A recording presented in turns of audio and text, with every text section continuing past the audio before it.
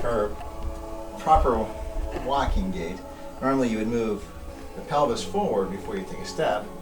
Usually the shoulder goes the opposite direction. So you won't move the shoulder and the pelvis the same direction at the same time because you want to fall over. So you're always going to counterbalance. So the trick is to move your shoulder and your pelvis will follow, and then your leg will follow. So normal walk is just you move your pelvis and your shoulder evenly on both sides. And same thing if you're running, I always think, am I moving both the shoulder and both shoulders evenly on both sides? I want to see that even motion. So I want to keep my back straight.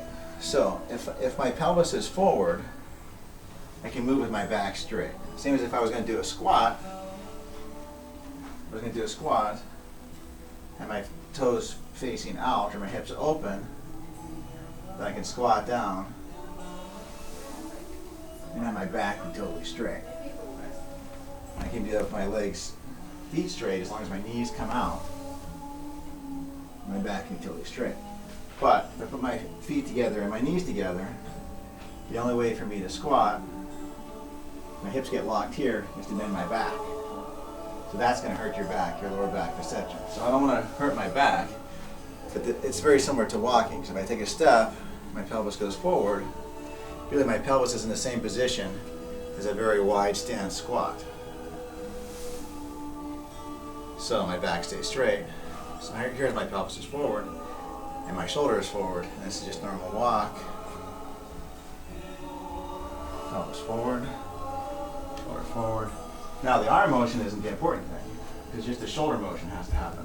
So I can just walk normally and not move my arms as much. I'm most thinking about moving the upper part of my chest forward rather than, my shoulder. So I want to keep my chest moving. The main point is that if your legs are straight, your hips in pins, they're just not made to move this way. So this is how far I can move my leg forward with my pelvis straight. If I can move my leg way up here, off to the side, my hips are more open. So if I move my pelvis forward, here I have this full hip motion. So it's a lot easier to run this way. Actually I'm going to be here, but I can move. If I'm walking or running, I want to make sure that my pelvis is moving. Otherwise, I could walk like a ballet dancer. Well, ballet dancers are taught to keep their hips open, but not put their legs behind them, and not to move their headlights. So they don't move their pelvis. The only way to walk like a ballet dancer is kind of walk like Charlie Chaplin.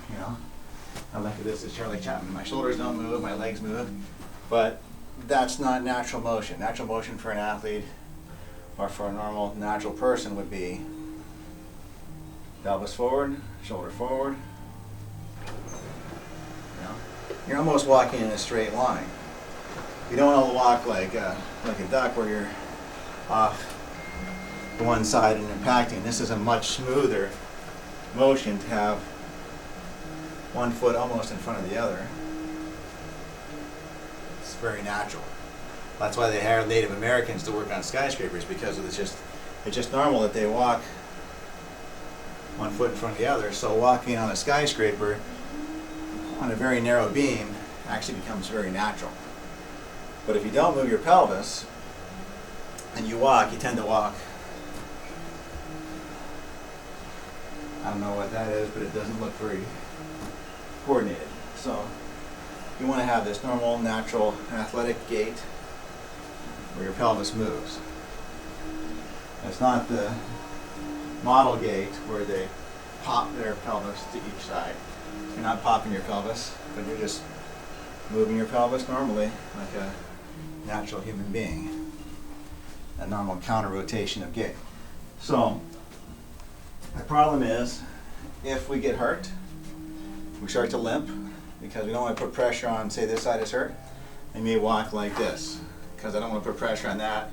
Either my ankle hurts or my hip, or you can't tell what hurts, but I don't want to put any pressure here. So, okay, now I'm starting to feel a little bit better.